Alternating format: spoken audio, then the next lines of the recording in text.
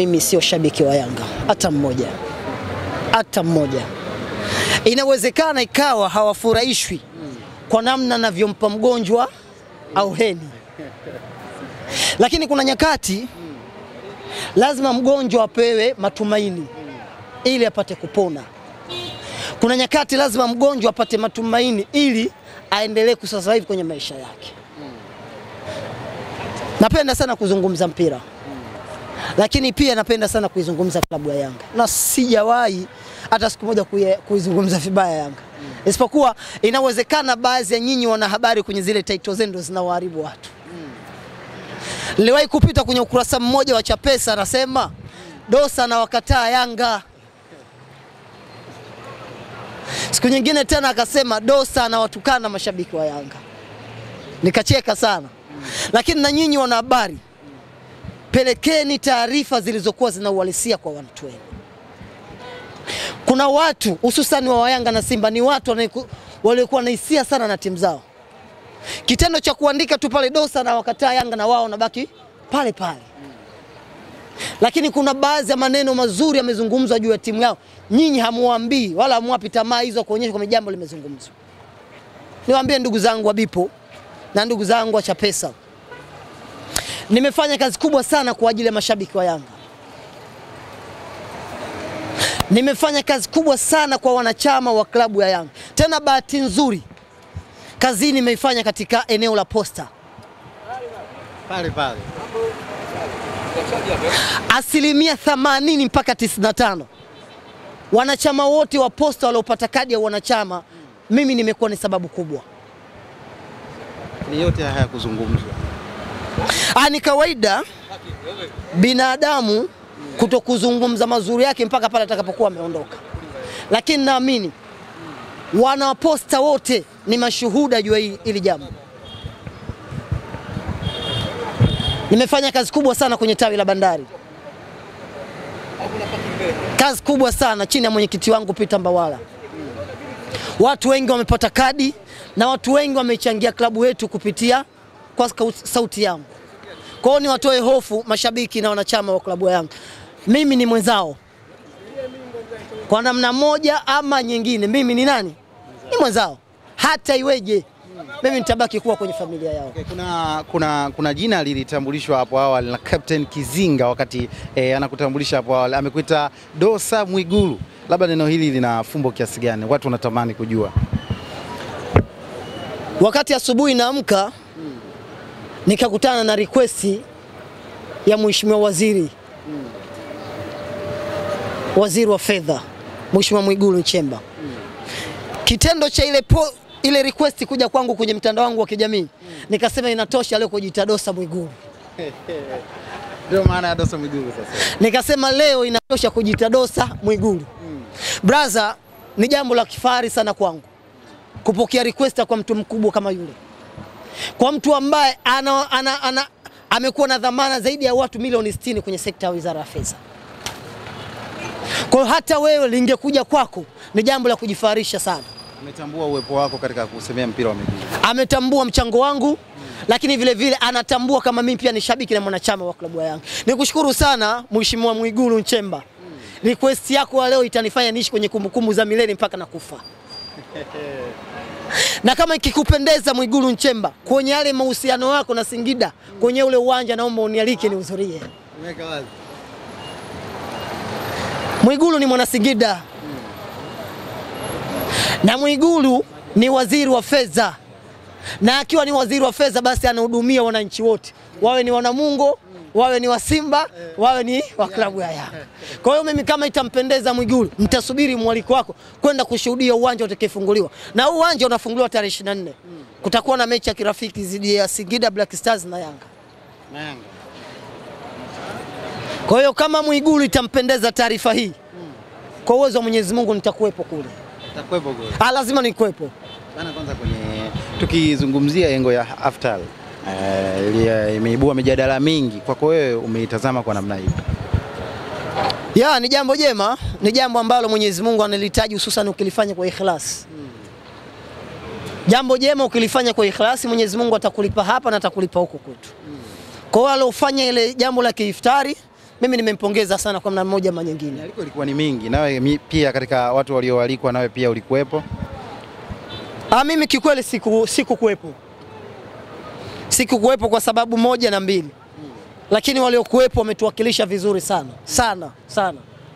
Sana wametuwakilisha vizuri sana. Niwapongeze wote na niwashukuru wote waliohudhuria kwenye iftari iliyoandaliwa hususan na GSM kama kwenye kumbukumbu zangu zinavyoniambia. Kwa hiyo unawaambia sasa mashabiki wa Young Africans kwa hivi sasa wasikuchukulie kama ambavyo walikuwa wakikuchukulia hapo awali, na wengine walionekana mpaka kukutukana katika mitandao ya kijamii, wanasema kuwa katafute timu yako na si Young Africans. Hayo ni maoni yao, huwezi ukakataza maoni ya mtu. Huwezi ukazuia misimamo ya mtu. Na hakuna kitu kizuri kama ikiwa mtu anakutukana. Ikiwa mtu anakukosoa. Ukiona mtu anakukosoa, kuna hatua fulani anahitaji kukufikisha.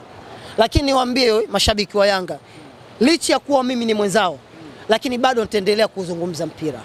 Endelea kuzungumza ukweli. Nitaendelea kuzungumzia mpira. Yanga wakifanya vizuri nitasema wamefanya vizuri.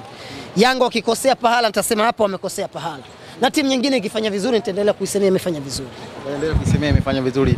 Tumepata break ya muda mfupi hapa. Nadhani mpaka mwezi wa 4 tarehe 1 ndipo ligi kuu NBC Premier League itarejea. Kwa hivi sasa ndani ya mapumziko tunawapitia hivi sasa, unadhani kuelekea katika mchezo wenu ujao wa dhidi ya Tabora United utakuwa ni mchezo wa namna gani? Tupo kwenye national team. Kwa lazima tufocus kama Watanzania kwenye mashindano ya national team. Wachezaji wanaocheza national team wametoka Yanga. Wachezaji wanaocheza national team wametoka Simba na timu nyingine. Kwa hiyo kuna namna moja ama nyingine kuendelea kuipa support timu yetu ya Taifa Stars. Tutakapokuwa tumemaliza kwenye majukumu ya Taifa Stars, tutaamua kurudi kwenye ngazi ya vilabu yetu. Lakini for now to focus kwenye timu yetu ya taifa. Tuwaambie mashabiki, tuwaambie na Watanzania wote kwamba hivi sasa tupo kwenye mashindano ya national team. Tuna kila sababu, tuna kila dhamira kuwekeza nguvu kule kuhakikisha timu yetu ya taifa inayoongozwa, inayosimamiwa na Mwalimu Hemedi Morocco inakwenda kufanya vizuri. Timu iko Tanga. TFF pamoja na jopo lake wote tunawapongeza sana timu kuipeleka Tanga kwenye akademi zenu. Tunawapongeza sana kwa sababu moja, eneo la Tanga ni eneo tulivu sana kufanya maandalizi ya timu. Naamini wachezaji kutokea mkoa wa Tanga mpaka kufika Morocco, sisi tuna kila sababu kushinda kwenye michezo Brazil. Kutokea Tanga mpaka Morocco tuna kila ina sababu, kwa sababu ubora wa mkoa wa Tanga unafahamika. Licha utulivu, lakini ni mkoa ambao umetawaliwa na taadhima na hekima kubwa sana. Kwa hiyo kitendo cha timu ya taifa kufika pale, mimi naamini 100%. Mimi naamini 100% tunakwenda kufanya vizuri kwenye ngazi ya taifa. Mwitikio wa Watanzania wengi hususa kwenye national team unakuwa ni hafifu sana na tunashuhudia baadhi ya mechi kadhaa hata wanapotangaziwa kiingilio hakuna kujaza uwanja, pia inakuwa ni changamoto. Ili unalizungumzia vipi kuelekea katika mchezo unaofuatia? Hata huko nyuma mwitikio wa Yanga na Simba ulikuwa ni mgumu sana. Lakini tulipambana kuhakikisha tunapiga hatua moja mpaka nyingine. Niwaombe sana Watanzania. Tupo kwenye international break. Lakini lazima tufocus kwenye timu yetu ya taifa. Lazima tuwekeze nguvu kubwa kwenye timu yetu ya taifa. Mheshimiwa Karia anafanya kazi kubwa sana yeye na jopo lake, lakini vile vile Wizara ya Michezo inafanya kazi kubwa sana chini ya Katibu Mkuu Grayson Msigwa. Kwa hiyo Watanzania tuna kila sababu. Watanzania tuna kila namna kuhakikisha tunawapa moyo wachezaji wetu wa national team. Tuna kila aina ya hila ya kufanya sisi kama Watanzania tunajivunia na timu yetu ya taifa sana. Kwa hiyo niwaombe sana Watanzania tujitokeze kwa wingi hususan kwenye kuisupport timu yetu ya taifa. Yanga na Simba imeshaka simu zake katika kusupport. This time ni kwa ajili ya timu ya taifa ya Tanzania. Kwa ajili ya timu ya taifa ya Tanzania.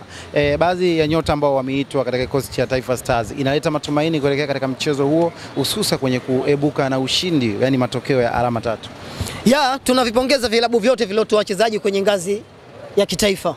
Tunaona Simba wametoa wachezaji wengi, lakini vile vile tunaona Yanga nao wametoa wachezaji wengi, Azam vile vile na wengine. Kwa hiyo hawa wote tunawapongeza sana kwa namna moja ama nyingine. Kwa hiyo ninachotaka kusema kwamba tuwe na imani na uchaguzi uliofanywa na Hemedi Morocco. Naamini timu ya taifa hivi sasa imeimarika kwa kiasi kikubwa sana. naamini timu yetu ya taifa hivi sasa ina ushindani wa hali ya juu.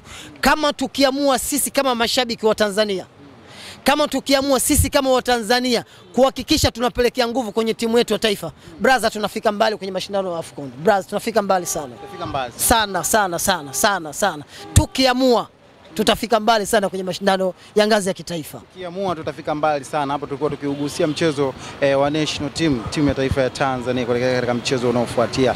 Naam, Dosa, unautazama msimamo wa ligi kuu ya NBC Premier League. Mpaka hivi sasa Simba Sports Club mchezo wa kipolo wameshinda na gap ni la pointi moja tu. Unazungumza vipi sasa kuelekea katika kutoa ubingwa msimu huu? Changamoto imeonekana kuwa kubwa, upinzani umeonekana kuwa mkubwa sana. Na mtani wako Simba Sports Club licha ya kutengeneza timu lakini anaonesha waziwazi kuwa analitaka kombe kwa namna yoyote. Lazima nikiri kwamba mtani wetu ameimarika kwa kiasi kikubwa sana. Kwa hiyo hatuwezi tukaeka mipango yetu ya kuchukua ubingwa bila kumtazama mtu anayetukimbiza. Kwa sababu Waswahili wanasema usijisifu una mbio, msifu na anayefanyaje? Anayekukimbiza. Kwa hiyo mimi naamini mbio za ubingwa bado zipo wazi sana. Mbio za ubingwa ni ngumu sana bado. Ila naamini kawaida kwenye ligi mtu anayepewa nafasi ya kuwa bingwa ni bingwa mtetezi. Kawaida kwenye ligi yoyote mtu anayepewa nafasi ya kuwa bingwa ni yule timu iliyokuwa na kikosi kizuri. Licha ya kuwa Yanga na kikosi kizuri, licha ya kuwa Yanga na kikosi kipana, lakini sisi kama wana Yanga hatutomdharau hata kidogo Simba Sports Club. Na yeye amejimarika kwa namna moja ama nyingine, na tunaona kwa namna anavyocheza, na tunaona namna anavyotoa ushindani kwenye ligi. Lakini sisi tumejipanga kwa mikakati yetu. Ila naamini ubingwa wetu utapatikana siku ambayo kama bodi ya ligi ikipanga kurudiana na Simba ndio ubingwa tutaupata rasmi. Mchezo hakuna. Mchezo tunasubiri tamko la la TFF pamoja na bodi ya ligi, ingawa sisi kama wana Yanga kupitia kwa viongozi wetu wana msimamo wameweka, lakini pia lazima tuangalie na upande wa pili nikizungumzia TFF na watasema nini, kwa sababu lazima tuishi kwenye misingi ya kikanuni na kisheria. Kwa hiyo kwa namna moja ama nyingine tutasubiri tamko rasmi litakapotoka mbele, tutaona sisi kama mashabiki tutafanya jambo gani. Ninyi kama mashabiki mtafanya jambo gani? Unadhani sasa labda kati ya Simba na Yanga sheria imhukumu nani? Kiwembe kimkate nani hapo ambaye hakutokea uwanjani na ambaye ameingia uwanjani kwa maana Yanga? Bodi ya ligi ina kazi kubwa sana ya kufanya. Na ndio maana unaona Yanga baada ya stofamu ile hakumshtaki Simba, Yanga ameamua kuandikia barua bodi ya ligi ya masaa 72. Anaamini kwamba changamoto hii, tatizo hili, hasara hizi zimesababishwa na bodi ya ligi. Kwa hiyo lazima tuwaheshimu sana bodi ya ligi, huku ikiwa tunasubiri kamati ya masaa 72 kama tulivyoandikia barua. Watakapokuwa wametujibu tutaona majibu wametupa ya namna gani.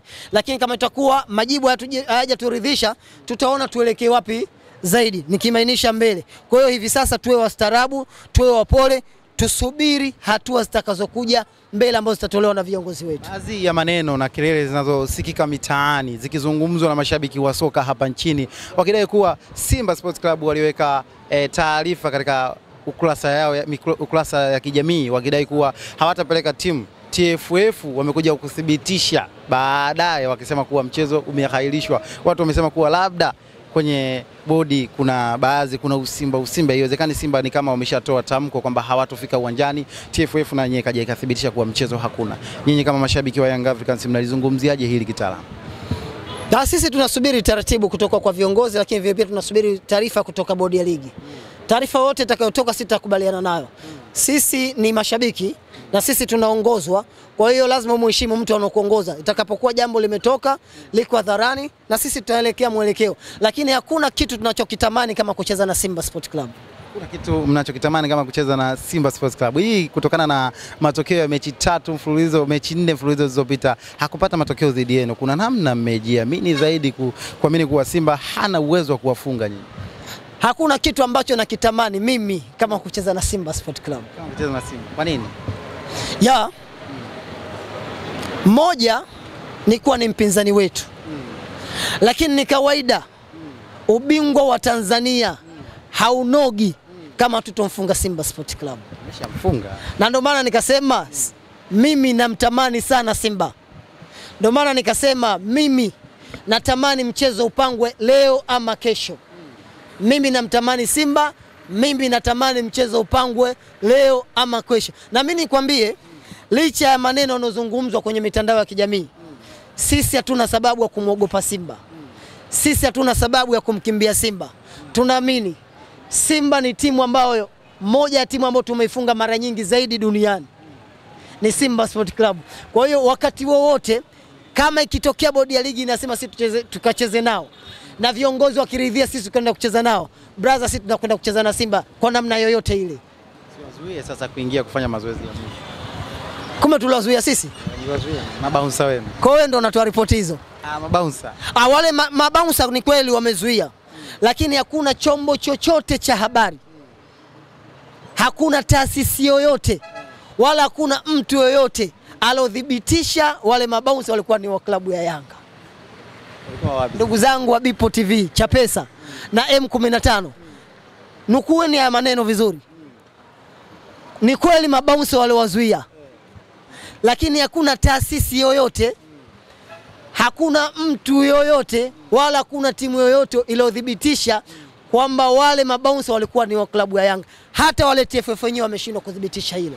Kwa hiyo mimi ninachotaka kusema, tuheshimu mamlaka. Mamlaka ya Yanga iheshimiwe na mamlaka ya TFF afanyaje? Yaheshimiwe. Na hata watani zetu pia wana sababu ya kufanyaje, ya kuheshimiwa. Tusubiri tamko rasmi. Mimi na watamani sana Simba. Mbona mnathibitisha kuwa mimi nina hamu kubwa sana na kukutana na Simba. Unajua Simba kwanza ina wachumba wazuri. Ndio maana nikasema nina hamu nao sana. Kwani mwezi wa Ramadhani vibaya kuna nini? Kwani mwezi wa Ramadhani vibaya kumsema mtu mzuri? Sio wanyonge, ila ninataka kusema kwamba kila kitu kina taratibu zake. Kama ikitokea tunapangwa na Simba tucheze, tutacheza nao. Lakini kama viongozi wakiridhia tucheze na Simba, tutacheza nao. Ndio maana nikasema tuheshimu sana mamlaka. Tuheshimu sana taasisi. Sisi ni mashabiki tu. Sisi tunaongozwa kwa mujibu wa katiba na taratibu. Ikitokea tumeambiwa tucheze na Simba, tutacheza nao Simba. Ina maana kama mmekubali hicho, ina maana Simba ana haki zaidi kuliko nyinyi kutuma ile barua yenu kwamba nyinyi mnaonekana mna makosa kuliko Simba. Wala hakuna mtu aliyodhibitisha kwamba inawezekana ika Simba na makosa. Sisi lawama letu kubwa tumelipeleka kwa bodi ya ligi. Moja, kwa sababu saa 4 asubuhi mwenyekiti wa bodi ya ligi Steve Mguto, mzee wetu, alithibitisha kwamba ule mchezo utachezwa. Kweli sio kweli? Si ndio? Lakini saa 7 mchana kikao kilichokaliwa, bodi ya ligi ilikuja na taarifa nyingine kwamba mechi haichezwi. Sisi lawama letu liko hapa. Lakini kama ingelikuwa lawama lipo kwa Simba, sisi tungewashtaki Simba.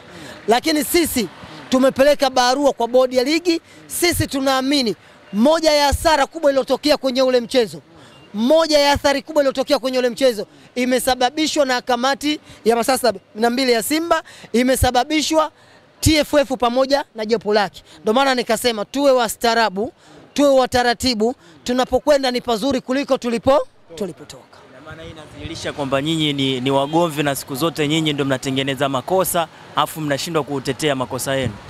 Hatujatengeneza makosa, tumesema mechi ile ikuchezwa kwa sababu TFF pamoja na bodi ya ligi waliahirisha. Au nyinyi hamkusikia? Kama iliahirishwa mbona mlipeleka timu uwanjani?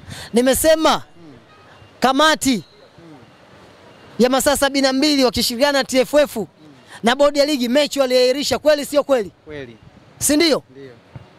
Basi tuheshimu hilo. Sasa kama mnajua mechi iliahirishwa, mbona mlifika uwanjani, mlipeleka timu uwanjani? Sio uwanjani tu, hadi Bunju tulifika. Wanauliza sasa hivi mnaogopa mbuzi? Nimesema hivi, sio uwanjani tu, hadi Bunju tulifika. Kama sisi tunaweza kumwogopa mbuzi, huyu tunaocheza naye ni Simba brother. Na mtu ambaye tunamfunga mara nyingi zaidi sio mbuzi, ni Simba. Hakuna mnyama anayetisha Tanzania kama Simba. Walikuwa wachezaji lakini mnathibitisha kuwa walikuwa wazee kwenye gari. Wewe ndio umesema. Hakuna mtu mwenye udhibitisho hilo. Ila mimi nilichokiona kwamba sitofahamu imetokea na tumeiheshimu na mwisho wa siku maisha yanaendelea. Ile kamati ya utendaji wa Yanga iliyotaka majibu masaa 72 mmeamua kuipotezea au baada ya kujiona nyinyi mna makosa? Sija kuelewa swali lako. Nakwambia ile kamati ya Yanga African ikiongozwa chini ya Rais Engineer Hersi Saidi ikitaka pointi 3 kwa bodi ya ligi, ina maana mmeipotezea, maana masaa 72 tayari yashapita. Sisi tuliandikia barua TFF pamoja na bodi ya ligi kwenye ile kamati ya masaa 72 tukaomba tupewe pointi 3. Kwa hiyo tunachosubiri sisi ni taarifa kutoka bodi ya ligi. Tunachosubiri sisi ni taarifa kutoka shirikisho la soka Tanzania TFF. Watakapokuwa wametupa majibu, tutayapima majibu yao yapo kwenye level gani. Kama ni mazuri tutakubaliana nayo, lakini kama hayaturidhisha basi tutaangalia tuende mbele zaidi kuhakikisha. Hauwezi kupewa pointi 3 ikiwa hakukuwa na waongoza mechi, yani tunazungumzia marefari, makamisa, unapewaje pointi 3? Tusubiri wakati ufike. Tusubiri wakati ufike. Tusubiri wakati ufike. Lakini Dosa, muda ushapita, leo siku ya pili inaelekea 5, vipi? Kamati ya masaa 72 ni siku 3. Na leo ndio siku ya 3. Kwa hiyo leo ndio siku ya 3. Barua imepelekwa juzi. Kwa hiyo ndani ya hii siku nzima mimi nafikiri bodi ya ligi itatupa na majibu mazuri. Tutarajie pointi 3. Tusubiri taarifa kutoka bodi ya ligi. Tusubiri taarifa kutoka bodi ya ligi. Watu wamekuwa wakijaji na wakidiscuss kuhusiana na kile ambacho kilitokea Cairo, Misri, wakidai kuwa kule kuna mtu amelimwa pointi 3. Kwa nini huku isiwe hivyo? Sasa unazungumza nini watu wako wakitupa lawama nyingi kuelekeza katika bodi ya ligi? Wale wana kanuni zao na sisi tuna kanuni zetu. Wale wana kanuni zao na sisi tuna kanuni zetu. Kwa hiyo kila mtu aheshimu kanuni za bodi ya ligi yake. Ni sheria ndio zile. Sheria ni 17 dunia nzima. Na masuala kama yale yameendeshwa kikanuni. Kwa hiyo tusubiri tuone kanuni zitasemaje za bodi ya ligi, mwisho siku tutakwenda mbele. Huyo ni Dosa Mwigulu, jina jipya, amejisafisha mithili niseme kibudeni, sio ndo nimekukosea. Amejisafisha kama unavyoweza kuona, na hapa ni maeneo tulikuwa tumekuja kwa ajili ya kuweza kuzungumza naye, na chini ya Captain Kizinga ameweza kuzungumza. Umejisafisha ndugu yangu, hongera sana. Inawezekana ikawa wewe hujui. Ila mimi nimesema hakuna mtu yoyote ambaye atambui kwa mimi ni shabiki na mwanachama wa klabu ya Yanga. Licha hizo kelele zote zinazoendelea, ila mimi nitabaki kuwa ni shabiki na mwanachama wa klabu ya Yanga. Sasa unawaambia nini mashabiki na wanachama kwa ujumla? Wanapaswa kuamini kwamba mimi ni shabiki na mwanachama wa Yanga. Lakini kama itakuwa mtu haamini, mwache asiamini. Sawa sawa. Ila ikitokea jambo aliko sawa tutasema. Ikitokea jambo liko zuri tutasema na tutapongeza zaidi. Na ndio binadamu anahitajika awe. Lakini hata wengine wote tunaheshimu kazi yao kubwa wanaoifanya. Kuzungumza mpira, kusema na Mungu anacheza vizuri sio dhambi. Sawa? Kusema Ihefu anacheza vizuri sio dhambi. Mimi ni shabiki wa Yanga, mimi ni shabiki mwanachama wa Yanga long time ago. Inawezekana kuna wengine hawanitambui ndio maana wanatukana kwenye mitandao ya kijamii.